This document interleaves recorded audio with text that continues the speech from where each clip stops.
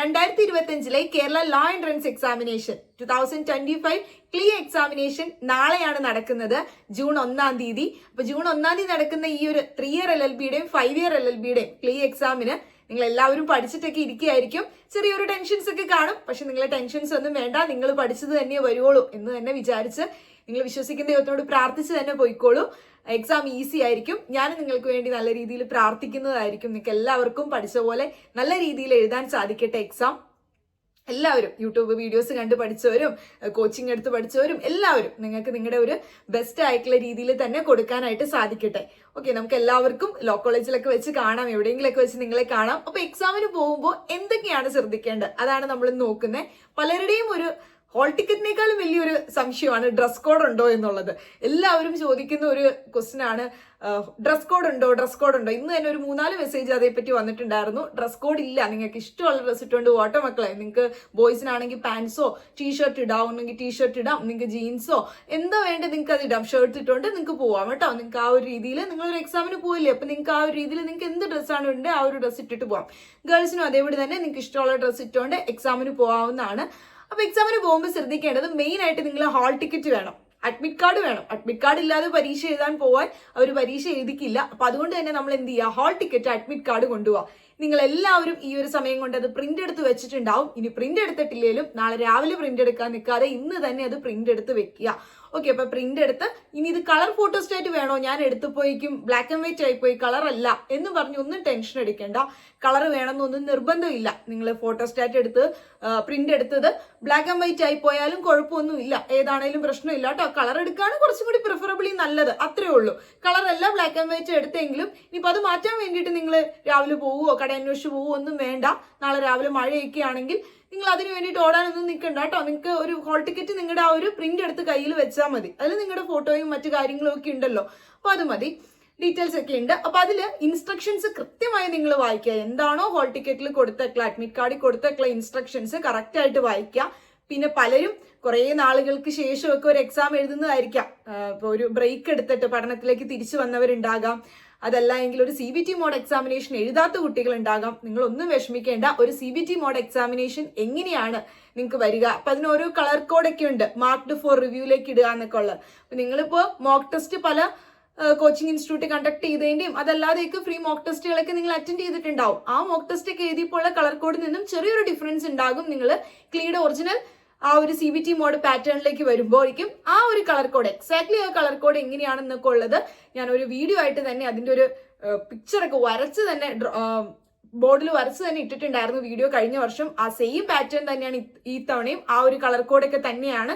അപ്പൊ നിങ്ങൾക്ക് അത് നോക്കിയിട്ട് എങ്ങനെയാണ് മാർക്ക് റിവ്യൂലേക്ക് ഇടേണ്ടത്, അപ്പൊ അത്തരത്തിലുള്ള കുറച്ച് കളർ കോഡ് ഡൗട്ട്സ് ഒക്കെ ഞാൻ അതിൻ്റെ അകത്ത് ഡീൽ ചെയ്യുന്നുണ്ടായിരുന്നു ആ ഒരു വീഡിയോയ്ക്കകത്ത്. അപ്പൊ നിങ്ങൾക്ക് ആ ഒരു വീഡിയോ കണ്ടു നോക്കാം.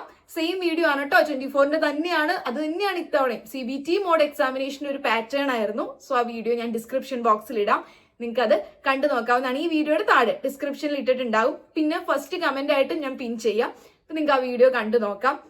പിന്നെ പഠിച്ചു തീർന്നിട്ടില്ല എന്നോർത്ത് ആരും ടെൻഷൻ അടിക്കേണ്ട. എല്ലാം പഠിച്ചിട്ടൊന്നും അല്ല നമ്മൾ ക്ലീയുടെ എക്സാമിനേഷൻ ആരും പോകുന്നത്. നിങ്ങൾ പഠിച്ച പാർട്ട് നിങ്ങൾക്ക് നല്ല രീതിയിൽ എഴുതാൻ പറ്റണം, അത്രേ ഉള്ളൂ.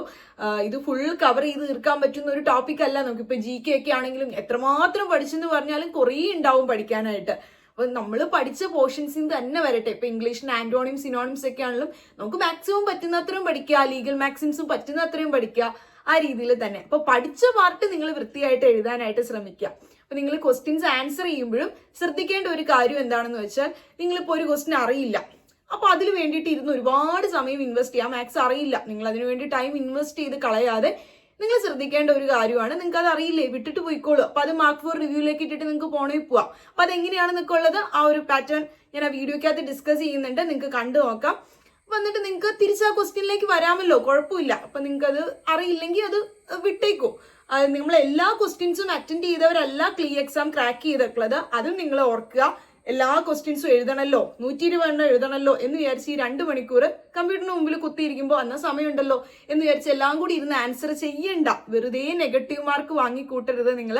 അപ്പൊ നിങ്ങൾക്ക് അറിയാവുന്ന ക്വസ്റ്റ്യൻസ് അതിന്റെ മാർക്ക് ഇപ്പൊ നിങ്ങൾ വിചാരിക്കും ഒരു 70 അറ്റൻഡ് ചെയ്തോളൂ, അല്ലെങ്കിൽ എനിക്കൊരു 80 അറ്റൻഡ് ചെയ്യാൻ പറ്റുള്ളൂ. ഒരു കുഴപ്പമില്ല, നിങ്ങൾ പ്രതീക്ഷിക്കുന്നതിൽ കൂടുതൽ ഒരു റാങ്ക് ചിലപ്പോൾ വരുമായിരിക്കാം.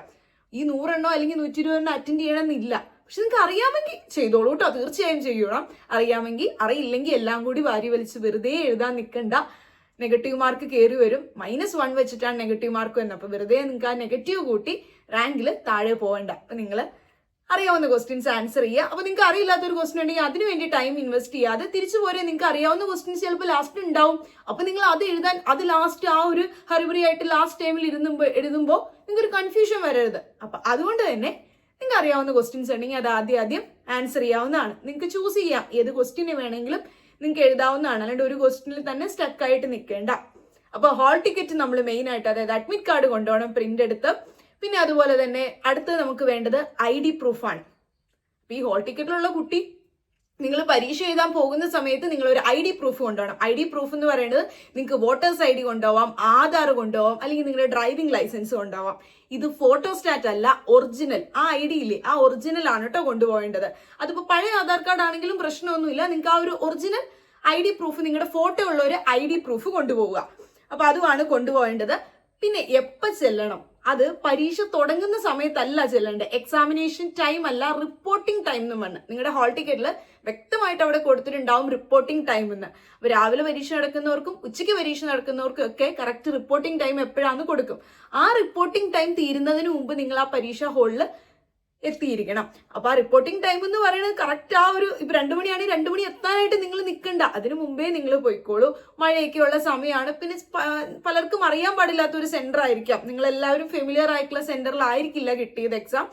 അപ്പൊ എക്സാം സെന്റർ, അപ്പൊ നിങ്ങൾ നേരത്തെ തന്നെ എത്തുക. ചെന്ന് ഇനിയിപ്പോ അവിടെ ചെന്ന് കണ്ടുപിടിക്കാനൊക്കെ നിൽക്കണ്ടേ. അപ്പൊ അതുകൊണ്ട് നിങ്ങൾ നേരത്തെ തന്നെ എത്തുക കേട്ടോ.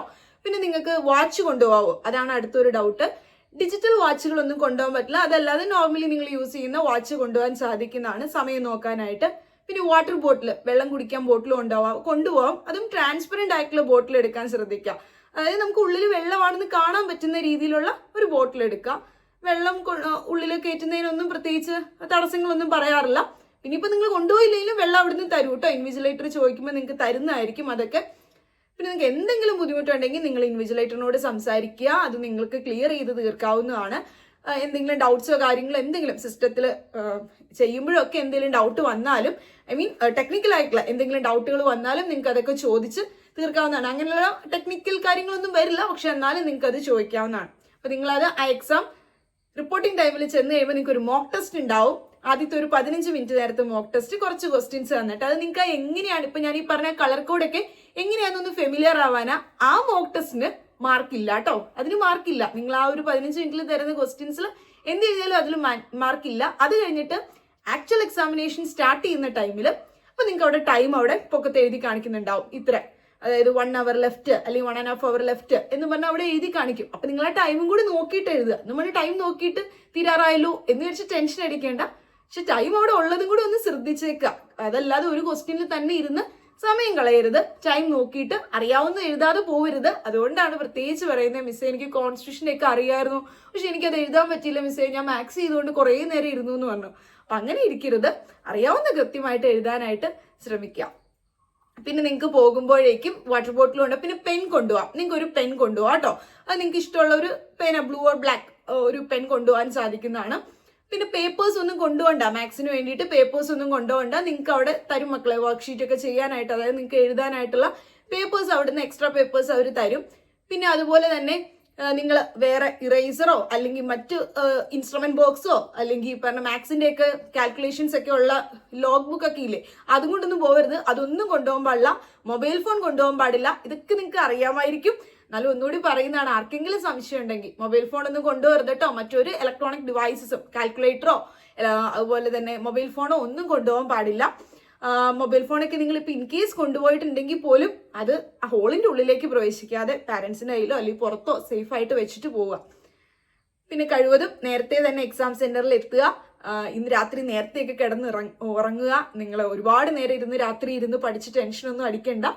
നിങ്ങൾക്ക് എല്ലാവർക്കും എക്സാം ഈസി ആയിരിക്കും. നിങ്ങൾ പഠിച്ച പാട്ട് നിങ്ങൾക്ക് നല്ല രീതിയിൽ എഴുതാൻ സാധിക്കും. നിങ്ങൾ എല്ലാവരും നല്ല ഹാർഡ് വർക്ക് ചെയ്തിട്ടുണ്ടെന്ന് എനിക്കറിയാം. അപ്പം നല്ല രീതിയിൽ നിങ്ങൾക്ക് എക്സാം എഴുതാൻ പറ്റും.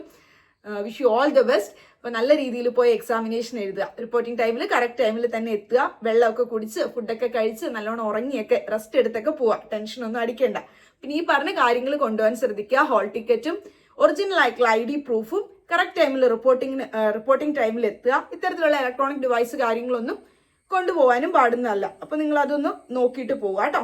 പേനയോ പെൻസിലോ ഇത് പെന്നോ പെൻസിലോ നിങ്ങൾക്ക് എടുക്കാൻ സാധിക്കുന്നതാണ്. മറ്റ് ഉപകരണങ്ങളോ ഇൻസ്ട്രുമെന്റ് ബോക്സോ അതൊന്നും നിങ്ങൾക്ക് എടുക്കാനായിട്ട് സാധിക്കില്ല. പിന്നെ അതുപോലെ തന്നെ നിങ്ങൾ ആ എക്സാം കഴിഞ്ഞ് കഴിയുമ്പോഴേക്കും അല്ലെങ്കിൽ എക്സാമിന്റെ ആ ഒരു ടൈമിനുള്ളിൽ നിങ്ങൾക്ക് ടൈമിനുള്ളിൽ തന്നെ തീർക്കാനായിട്ട് ശ്രമിക്കുക. കറക്റ്റ് ടൈമിൽ തീർക്കുക. ടൈം കഴിഞ്ഞ് കഴിയുമ്പോൾ നിങ്ങൾക്ക് അത് എഴുതാൻ പറ്റില്ല. പിന്നെ അതുപോലെ തന്നെ നിങ്ങൾക്ക് ആ ഒരു അറ്റൻഡൻസ് രജിസ്റ്റർ അവരൊരു പേപ്പർ കൊണ്ടുവരും. ആ പേപ്പറിൻ്റെ അകത്ത് എക്സാം എഴുതുന്നവരുടെയൊക്കെ പേരും ആ പേരുണ്ടാവും. അപ്പൊ അവിടെ ഒന്ന് സൈൻ ചെയ്യാനായിട്ട് കൊണ്ടുവരും. അതെന്തായാലും ഇൻവിജിലേറ്റർ നിങ്ങളുടെ എല്ലാവരുടെ അടുത്ത് കൊണ്ടുവരും സൈൻ ചെയ്യാനായിട്ട്.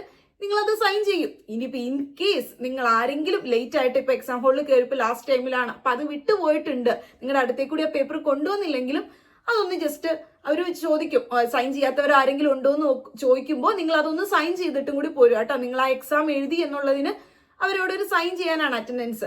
ഒരു പേപ്പറിൻ്റെ അകത്തായിരിക്കും. അപ്പൊ അത് തരും. അപ്പൊ നിങ്ങൾ അതും സൈൻ ചെയ്യുക. എല്ലാവരുടെയും പേരും ഉണ്ടാവും. നിങ്ങളുടെ പേരിന് നേരെ നിങ്ങളുടെ സൈനും ഇടുക. അപ്പൊ ഇങ്ങനെ എക്സാം ഒക്കെ എഴുതി നല്ല രീതിയിൽ വരിക. ഞാൻ എല്ലാവർക്കും വേണ്ടി പ്രാർത്ഥിക്കുന്നതായിരിക്കും. Wish you all the best.